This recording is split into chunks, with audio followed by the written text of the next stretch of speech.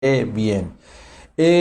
La lección 2 estuvimos viendo cómo Dios ha venido trabajando su diseño a lo largo de toda la Biblia y comenzamos por Adán, recordará usted, por Adán, seguimos por Noé, estuvimos hablando de Moisés, después todo lo que tiene que ver con el templo de Salomón. Mira, la idea es la misma, ¿ya? Dios tiene un proyecto, Dios tiene un diseño, el hombre tiene que amoldarse a ese diseño y finalmente cada vez que el hombre sale de su diseño, en desobediencia termina mal, termina complicado.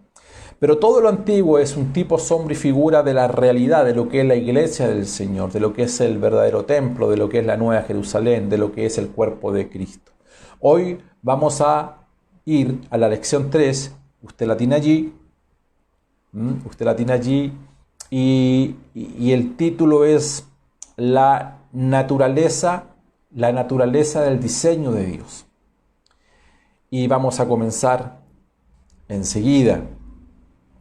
El diseño divino, usted tiene la lección allí, el diseño divino es una concepción eterna, es la naturaleza de Dios, revelada progresivamente en las generaciones en las cuales Dios ha previsto desde antemano, cuya tarea es interpretar el diseño para sus días, manifestarlo, edificarlo y llevarlo a cabo. En Hechos capítulo 13, 36 dice, porque a la verdad David, habiendo servido a su propia generación, según la voluntad de Dios, durmió y fue reunido con sus padres y vio corrupción. El éxito de cada generación tenga la ejecución de este diseño marcará significativamente el avance y efectividad en el propósito eterno de Dios. Todos respondemos a nuestra generación conforme a la luz que tengamos del propósito del Señor. Es decir, todo lo que tengamos a nuestro alcance hoy en día, en todo, es responsabilidad nuestra y tiene que ver directamente como una dádiva que Dios nos da. La Biblia dice, tiempos y oportunidades acontecen a todos. Tiempos y oportunidades acontecen a todos. Y si esto responde a un propósito, todo lo que Dios a usted y a mí nos ha dado, responde a ese propósito. Somos distintos, somos diferentes, ya habíamos hablado en cuanto a las habilidades que cada cual y cada uno tiene en la construcción, en la edificación, la razón por la cual dentro de la edificación y la construcción la Biblia habla de arquitecto, habla de perito, habla de ingeniero, habla todo lo que tiene que ver con la construcción. No hay ninguno más importante que otro, ¿te acuerdas? Pero primero es el arquitecto. Por eso que cuando hablamos de esas cosas, de esa pedagogía o de esa figura que primero comienza es el arquitecto, que después viene el ingeniero y así sucesivamente, primeramente los apóstoles, luego los profetas, los evangelistas, los pastores y los maestros. No es que el apóstol sea más importante que el profeta ni el profeta que el evangelista, sino hay un orden en el diseño, en el proyecto, todo responde a un plano que ya está establecido antes de la fundación del mundo. Hebreos capítulo 11 dice, conforme a la fe, murieron todos estos sin haber recibido lo prometido. Mira, sin haber recibido lo prometido. Es decir, Dios les hizo una promesa, les mostró una visión, les mostró un diseño. La Biblia tiene valor y si sirve para revelarnos un diseño divino y estamos en condiciones de seguir el ejemplo y el camino que ellos siguieron. ¿Cuál fue el camino que ellos siguieron? Mira, conforme a la fe murieron todos sin haber recibido lo prometido. sino mirándolo desde lejos, creyéndolo, saludándolo y confesándolo, que eran extranjeros y peregrinos sobre la tierra. Porque los que estos dicen claramente dan a entender que buscan una patria, pues si hubiesen estado pensando en aquella de donde salieron, ciertamente tenían que volver. Pero anhelaban una mejor, es aquí importante. Anhelaban una mejor, esto es la celestial, por lo cual Dios no se avergüenza de llamarse Dios de ellos, porque les ha preparado una ciudad. Aleluya, todos tenemos una esperanza. Qué linda es esa esperanza. ¿Cuál es nuestra esperanza? De que estaremos con el Señor, ¿correcto? ¿Cuál es nuestra esperanza? Que Cristo viene. Eso es una proclamación, es una esperanza, eso no es simplemente doctrina, eso es una realidad. Creemos en la segunda venida del Señor. Eso es. Sin embargo, todo aquello Dios lo vino anunciando de diferentes formas, maneras, sombras, tipos y figuras. A todos le mostró una patria celestial. Y por muy buena, dice la Biblia, que haya sido el lugar donde ellos salieron, porque siempre Dios te lleva a salir, por muy buena que haya sido el lugar, la ciudad de la cual ellos salieron, ellos no estaban dispuestos a volver atrás. Pablo, recuerda, dice que él olvidaba lo que quedaba atrás, se extendía a lo que estaba delante de él, porque entendía que delante de él era fiel al supremo llamamiento. Hablaba de una carrera. Él hablaba de una carrera, él hablaba de una meta. Esa meta es la que tú y yo tenemos. Que nada aquí en la tierra, escúchame esto, que nada aquí en la tierra te enlode, te succione. Por el contrario, nunca olvides, somos peregrinos y extranjeros. Peregrinos y extranjeros. Hay un lugar, por eso que en nuestra patria, en nuestra mentalidad celestial, Pablo dice, nosotros tenemos una ciudadanía que no está acá, que está arriba. Es decir, tenía una mentalidad celestial. El proceso nuestro es desarrollar esa mentalidad celestial para que comprendamos en nuestro espíritu, en nuestra mente renovada finalmente, que nosotros no pertenecemos a este lugar. El Señor lo dijo de tantas maneras, de tantas formas.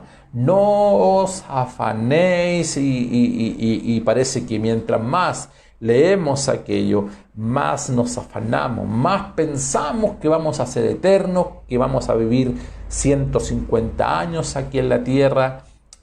Está demostrado que no es así. Está demostrado que no es así. Capaz que ni siquiera alcances a pagar tu automóvil, ni siquiera alcances a pagar tu casa, toda la inversión que has hecho, no sé. Y está bien eso, está bien también, son deseos que todos tenemos. Pero nunca pierdas de vista el propósito del Señor. David, dice la Biblia, transgredió muchas cosas en su reinado. Muchas cosas. Pero en su tiempo dice que él se encontró con la gracia del Señor. ¿Usted se acuerda? ¿Se acuerda que habían tantas leyes de prohibición sobre el tabernáculo, sobre el arca? Había un ritual, un protocolo, cómo debía marchar, cómo debían llevarla, tantos pasos. ¿Y qué hace David un día?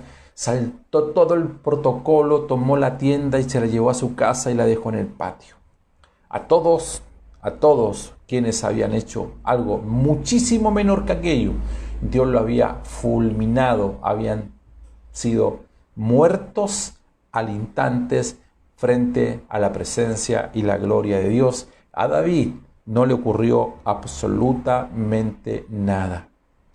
David se encontró con la gracia del Señor. La gracia era Dios mismo siendo expresado, pero cometió torpezas. Usted sabe la historia de David. Se equivocó, pecó, y pecó profundamente. Él vio el lodo. Pero fíjate que Dios no lo desechó, porque David conocía el diseño. Es decir, mira, escucha esto, por favor. Y no estoy diciendo, por favor, quiero repetir esto, no me malinterprete. No estoy diciendo y ni avalando los errores, ni los tuyos ni los míos. No estoy avalando los pecados que hemos cometido, ni los tuyos ni los míos, en absoluto. Pero hay algo que siempre lo hemos enseñado. Dios no nos bendice porque estemos en lo correcto. Dios nos bendice porque Él es bueno. Deberías anotar esto ahí en tu memoria. Dios no me bendice necesariamente porque yo esté en lo correcto. Dios me bendice porque Él me ama. Dios te bendice porque te ama, porque su amor, mira, su amor trasciende los errores que tú y yo podamos cometer. Y cuando tú entiendes y comprendes los diseños de Dios, la visión de Dios, más allá del error que tú cometes, del pecado que puedas cometer, de las equivocaciones que hayas cometido en tu vida, Dios te determina que eres un justo y 7 veces cae el justo. Más de todas ellas, Dios lo va a levantar. Por algo mucho menor que eso, Dios desechó a Saúl. Por algo mucho menor que lo que David cometió, Dios desechó a Saúl, porque Saúl nunca pudo encapsular el diseño que Dios tenía para él. Sí, David. Sí, David.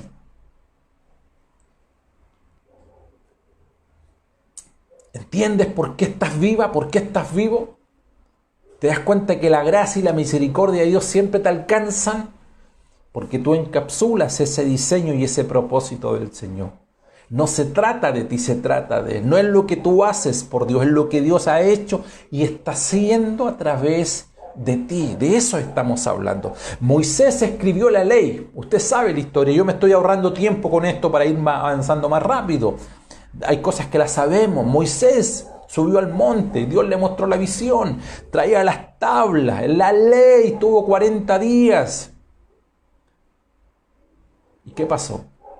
Dice que en el camino se entera lo que pasaba abajo con Aarón, con el pueblo. ¿Y qué hace Moisés? Dice que al instante tomó las tablas, dice, y su corazón estaba herido. ¿Y qué hace? Rompió, quebró la ley. Mira, imagínate, el que escribió la ley fue el primero en quebrantarla.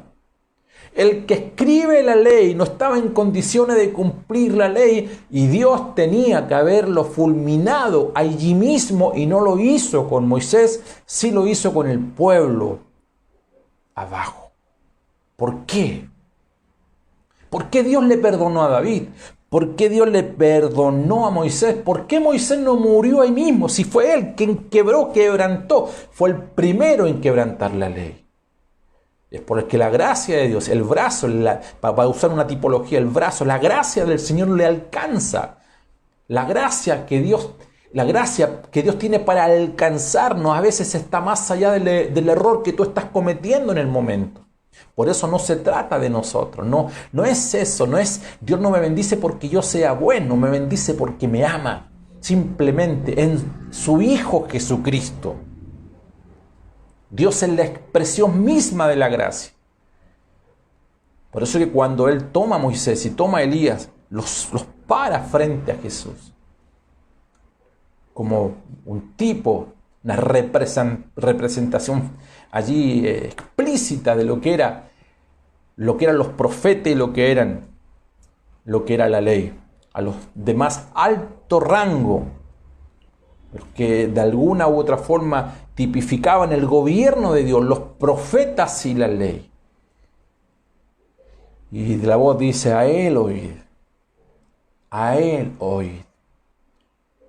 Aprendamos a no escuchar lo externo, sino lo interno. El apóstol Pablo habla de la ley del espíritu de vida que está dentro de nosotros. Eso es lo que a ti y a mí nos gobierna hoy en día. ¿Cuántos están comprendiendo esta noche?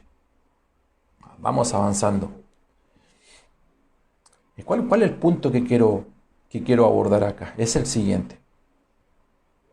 Cuando a ti se te revela el diseño divino, o sea, a David se le reveló el diseño divino, a Moisés se le reveló el diseño divino.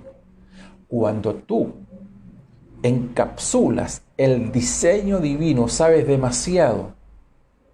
A ver, mira, escucha esto.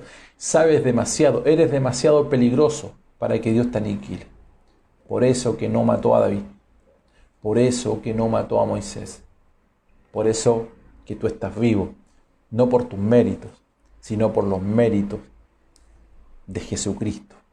Aleluya. Sin embargo, otro ejemplo. Elí, o el caso de Adán. Adán nunca entendió el diseño. Él no entendió lo que era la vida de reino. Tampoco supo lo que era el Edén. Por eso fracasó. Por eso fracasó. Por eso que quedó sujeto a lo sensorial y no al espíritu. ¿Qué pasó con Elí? El sacerdote Elí tampoco entendió el diseño y se vio reflejado en sus hijos. Tú enseñas lo que sabes, pero reproduces lo que eres.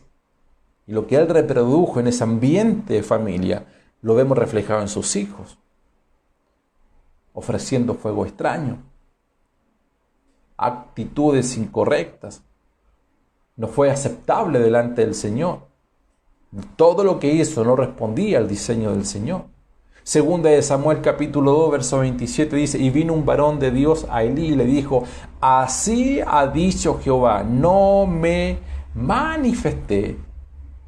De una pregunta, ¿no me manifesté yo claramente a la casa de tu padre cuando estaban en Egipto en casa de Faraón?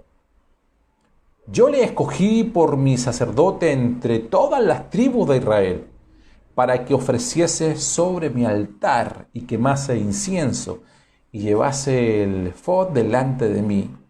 Y di a la casa de tu padre todas las ofrendas a los hijos de Israel. ¿Por qué habéis hollado mis sacrificios y mis ofrendas?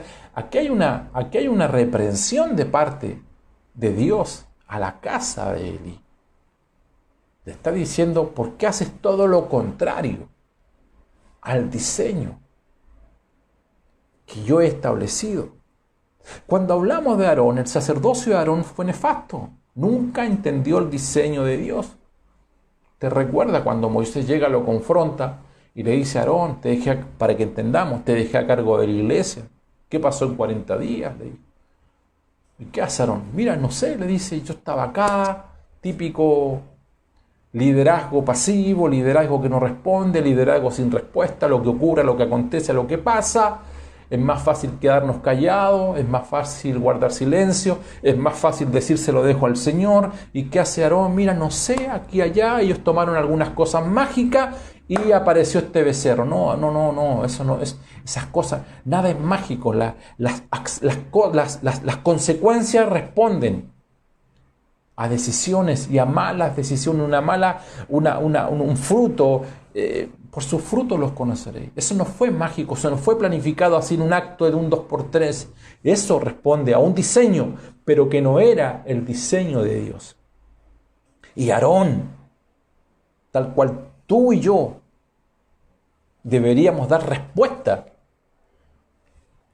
a cosas que la gente hoy día en un clamor social, popular, ante todo lo que acontece, preguntan. Tú y yo tenemos que tener respuesta. En Dios, por supuesto, en Dios, a lo que acontece, a las interrogantes. Cuando la tierra gime y clama, ¿qué está esperando? La manifestación de los hijos. Y tú y yo somos los hijos del Señor que tenemos la respuesta. Nosotros no podemos decir, mira, esto llegó y apareció, no lo esperábamos, no sé, hay cielo de bronce y no hayamos qué hacer y el becerro llegó y apareció. No, esto no fue mágico, esto es una consecuencia de un diseño preparado. Esto responde a la maldad del hombre, responde a la desobediencia del hombre, responde a la rebeldía del hombre. El profeta Amós dice, en aquel día yo levantaré el tabernáculo caído de David y cerraré sus portillos y levantaré sus ruinas y lo edificaré como en el tiempo pasado. Hechos 15:16 dice, yo restauraré el tabernáculo caído de David. ¿Qué es el tabernáculo caído de David? Es ese anhelo, esas ansias, esas ganas, esa pasión, ese no respeto a un protocolo establecido por la religiosidad. David tenía esa gana, esa pasión. Él dijo, yo amo a Dios, yo estoy enamorado del Señor. Yo me voy a saltar todos los protocolos. La gracia le fue revelada en su espíritu y él llegó, estableció a Dios allí en su casa. Aleluya.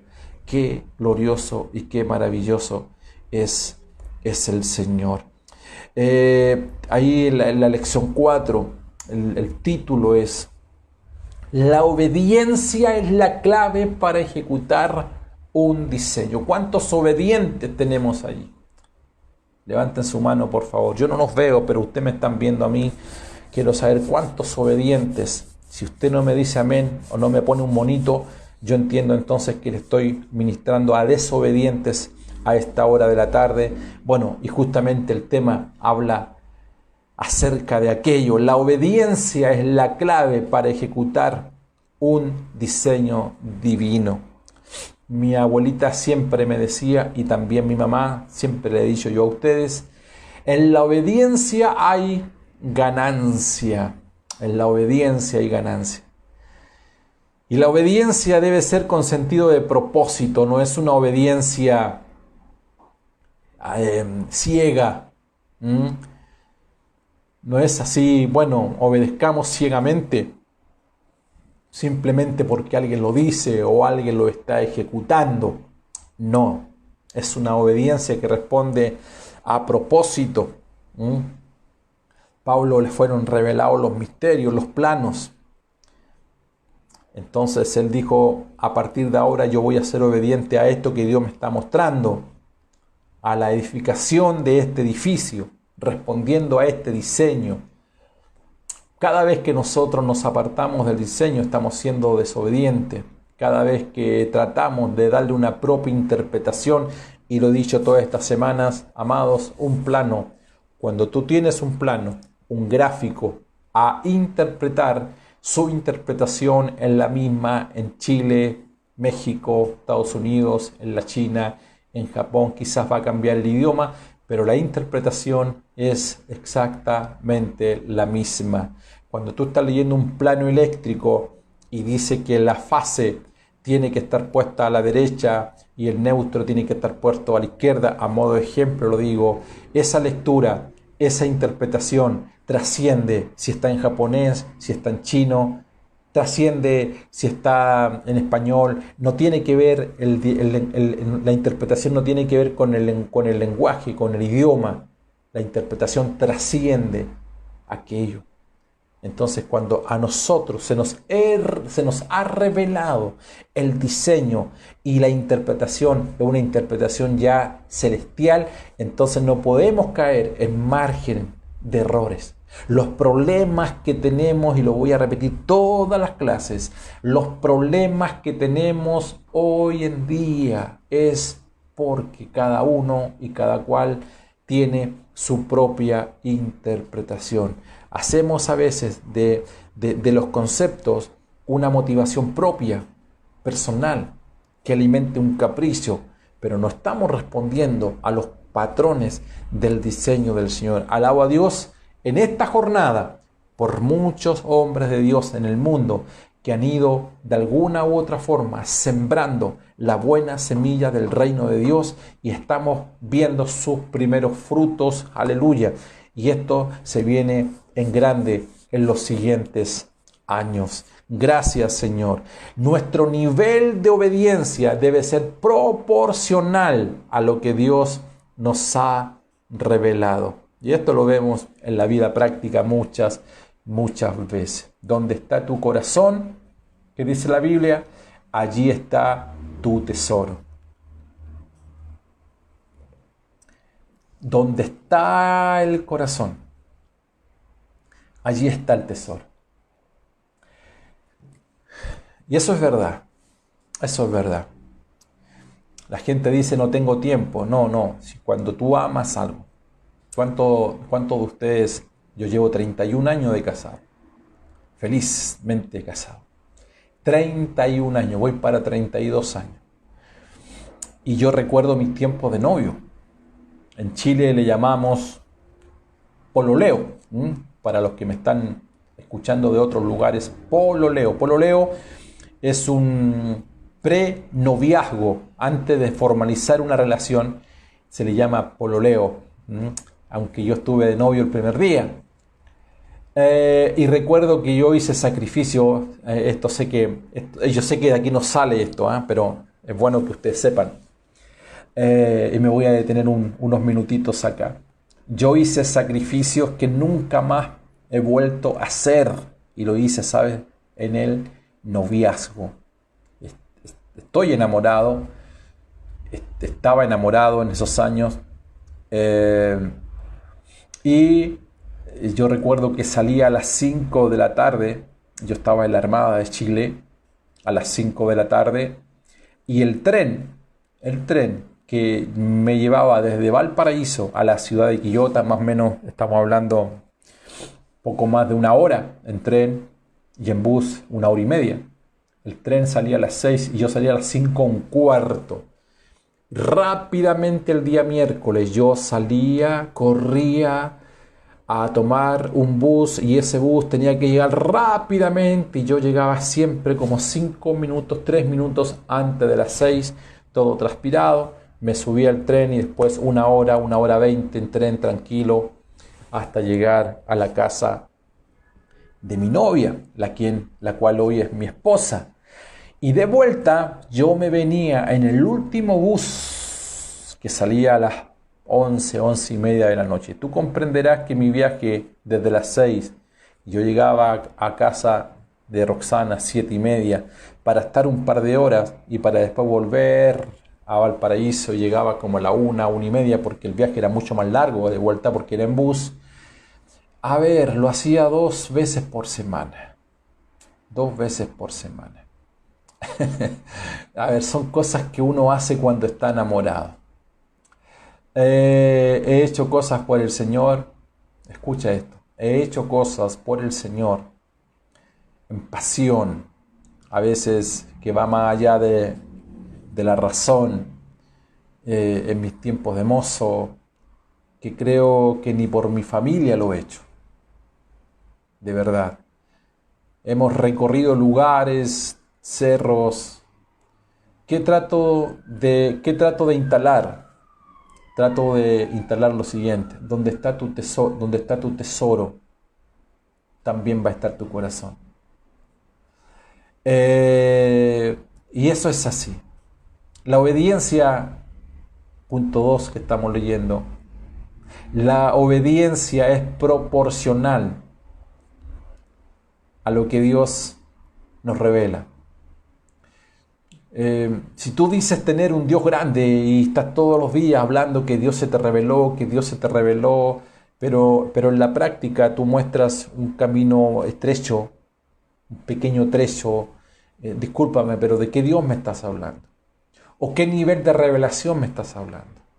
Si tu nivel de compromiso es mínimo, si siempre tienes excusas, si siempre haces las cosas a media, si no tienes la capacidad en Dios de poder reproducir, si no tienes la vehemencia para apartarte 2-3 veces por semana para estar con personas a través de estos medios. Usted dirá, pastor, es que no se puede. No, si nadie puede, en ningún lugar se puede. Estamos todos de manera virtual.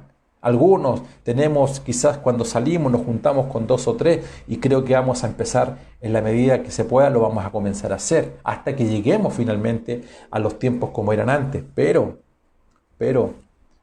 ¿dónde está tu corazón? ¿Dónde está tu corazón? no hay nadie que pueda reemplazar. El Señor dijo, cualquiera que aborrece. La palabra aborrecer tiene 3 significados. Uno de ellos es aborrecer, otro es odiar y el otro es poner en segundo lugar. Tiene que ver con prioridad. Entonces cuando dice, el que no aborrece a padre, madre, esposa, a ver, Dios me está diciendo aborrecer a mi esposa, si el mismo Dios me está diciendo que debo amar a mi esposa así como Cristo amó a la iglesia. No está diciendo eso. Está diciendo aborrecer, que yo aborrezca a mi esposa. No está diciendo que aborrezca, no está diciendo que odie a mi esposa, ni que odie a mis padres, porque Dios me dice que honre a mis padres, que ame a mi esposa. Entonces, la otra palabra tiene que ver con prioridad. Cualquiera que tenga a su esposa, a su padre o a su madre, como prioridad antes que Dios, no es digno de mí. Ese es el contexto de lo que el Señor está hablando y está diciendo. ¿Por qué? Porque cualquiera que esté por sobre Dios ya es un ídolo. O sea, tú quieres saber cuál es. Si tú dices, no, pastor, yo no soy idólatra. Está bien, eso lo dices tú. Pero quieres saber si eres idólatra, pregúntate en este día, en esta jornada, ¿a qué le dedicas más tiempo? Aquello que tú le dedicas más tiempo, ese es tu ídolo, ese es tu Dios en minúscula.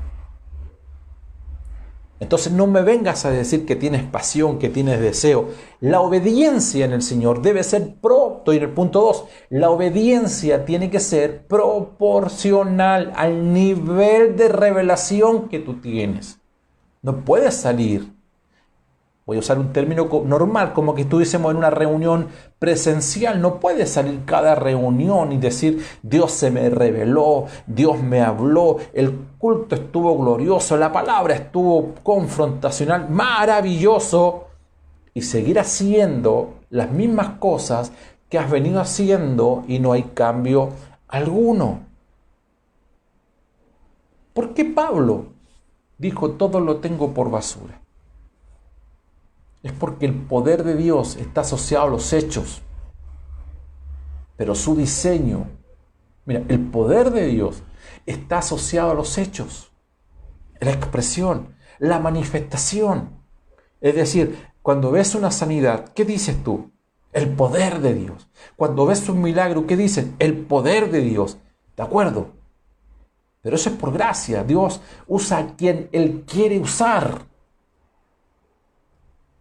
Pero el diseño de Dios está asociado a su autoridad, a un fundamento, a los radieles de una construcción.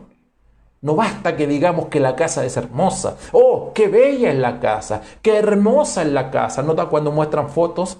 Cuando te quieren vender una propiedad. Aquí en Chile ha pasado muchas veces cuando a las personas les quieren vender casas. ¡Oh, qué linda es la propiedad! Y la gente va a ver las casas. ¿Sabe? La casa es hermosa. ¿Sabe hasta cuándo? Hasta que llueve. Hasta que llueve. Y tuvimos la oportunidad recién ahora, hace un mes atrás, ustedes vieron en televisión, en pleno verano, en 200 años de República de Chile, nunca había llovido tan fuerte como en el mes de enero. Y los aluviones que ocurrieron acá, y todas las casas, no sé cuántas viviendas se llovieron, algunas fueron barridas completamente, y tú te das cuenta que la casa era linda, era hermosa. Pero el fundamento en el Señor, el diseño, es proporcional a su autoridad. Cuando hablamos de la iglesia, es lo que el Señor le dijo a Pedro. Pedro, es cierto, yo soy el Cristo, yo soy la piedra, pero tú también tienes que escuchar lo que quiero decirte a ti, que sobre esta roca edificaré la iglesia. Y hay dos revelaciones allí, que son se forma una amalgama, el fundamento y el cuerpo, el radiel y la construcción. El fundamento, el material del cual va a ser ese edificio. Y eso, vamos a avanzar en eso quizás en las siguientes clases. Amados, número 3, no hay nada más poderoso en la vida que tener un plan que Dios te lo haya entregado primero, que no nació en tu corazón. Muchas veces uno dijo, no, yo tengo una idea y sé que esto va a agradar al Señor. ¿Cuántas veces hemos dicho eso? No, yo tengo un proyecto. ¿Usted se imagina cuánta gente ha venido a uno como pastor diciéndole que tiene un proyecto, que con ese proyecto va a bendecir la iglesia y con ese proyecto quiere edificar el cuerpo de Cristo y que con ese proyecto que él tiene, que ella tiene, quiere dar mucho trabajo a gente de iglesia y que con ese proyecto que él tiene, que ella tiene, que ellos tienen y todo nace en él, todo nace en ella, todo nace en el yo? Pastor, yo tengo un proyecto, pastor, yo tengo una idea, pastor, hablemos en serio.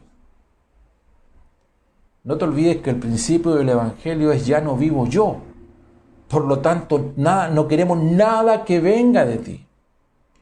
Y ustedes tampoco deben desear algo que venga de mí. Ahora, si lo que viene de ti y tú eres el medio, porque aquello viene del Señor, bienvenido es. Bienvenido es. Y si lo que yo estoy liberando en esta tarde viene primeramente de Dios y yo soy el medio, el trasvasije de la gracia de Dios, amén, gloria al Señor. Pero tengamos claro aquello, no hay nada más poderoso en la vida de un hijo de Dios, tener un proyecto, tener un plan que venga de Dios, que Dios lo haya concebido primeramente, porque si es así, vas a transitar siempre en obediencia y el éxito siempre va a estar garantizado, porque vas a aplicar tus principios, los valores, tus deberes con el Señor siempre, porque sabes que el oxígeno está siendo suministrado por el Señor. Qué bello es el Señor, qué bello es. Número 4, el concepto original siempre está en la mente del emisor. Y lo que él hace cuando comienza a transmitir, lo primero que hace es que comienza a procesar nuestra mente. Cuando decimos que todo viene de Dios, es porque el creador, aquel que tiene el diseño original, aquel que tiene el plano, él conoce todas las cosas. El concepto original viene del emisor. Aquello se llama precepto. Un precepto es una idea original. Un precepto es por eso que nosotros tenemos que comprender los preceptos de Dios. ¿Cuál es la idea original de Dios? No, mira, amado, escúchame esto. Nos ha llevado 2000 años. 2000 años. Ver aquel edificio que el Señor le profetizó a Pedro, que le dijo: sobre esta roca edificaré la iglesia. Sobre esta roca edificaré un gran edificio. Al menos en el antiguo pacto, la gente lo tocaba, lo palpaba, pero era sombra, tipo y figura de una realidad espiritual. ¿Cuántos de nosotros tenemos la visión? Hemos desarrollado la visión para poder ver ese edificio. Precepto. Que Dios nos muestre el plano original y la realidad nuestra en el Señor. Como peritos, como lo dije la semana anterior, es comenzar a destrabar los diseños, como cuando tú comienzas a armar un rompecabezas. Al principio te ha pasado que te pasan un rompecabezas de 500, de 1000, 2000 piezas. Una vez me pasaron un rompecabezas de 5000 piezas. 5000 piezas, imagínate. No me preguntes si lo armé, por favor. No me preguntes si lo armé. Solamente quiero decirle que me pasaron un rompecabezas de 5000 piezas y parecía imposible. Imposible, por lo menos para mí fue imposible. Pero fíjate que otras personas sí lo pudieron armar. Se demoraron, ¿eh? Eso requería paciencia, requería perseverancia, Y notas que en el rompecabezas hay piezas, como son chicas, hay piezas que se parecen unas con otras. Y tú tomas una y quieres tratar de... Pero fíjate que el ensamble es suave. Se nota enseguida cuando quieres ensamblar una pieza que no es de allí. Está todo diseñado, está articulado, es minucioso, es al detalle y no cabe. A veces nosotros queremos forzar, obligarnos o bien obligar ciertas situaciones, posiciones que están hechas en peritajes. Qué lindo el cuerpo de Cristo, todo ensambla. Cada pieza es como el profeta Ezequiel cuando profetiza y dice que cada hueso con su hueso, y fue viendo ese cuerpo y los tendones y los músculos, y faltaba algo importante allí. ¿Qué es lo que era? El espíritu. Un día vamos a hablar de eso. Faltó el espíritu, porque un cuerpo, cuando cada hueso comienza a juntarse con su hueso, ya comienza a saber las carnes. Y si no tiene espíritu, eso comienza a dar mal olor. Por eso que necesitamos su gracia, por eso que necesitamos su Espíritu Santo. Aleluya. Y esto que estamos conversando ahora, mira, si ya Moisés lo vio en el antiguo pacto, dice que caminó viendo al invisible.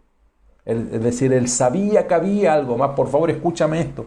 Tienes que llegar a esa determinación en el Señor. Saber que hay algo más. Moisés caminaba como quien viendo al invisible. Abraham vio la ciudad. A Pablo le fue revelada esa ciudad. Y él vete a la ciudad. Y Pablo entró en la ciudad. Estamos hablando de una ciudad celestial que es la iglesia del Señor. O sea, lo que para Abraham fue un tipo, figura, sombra, para Pablo fue una realidad.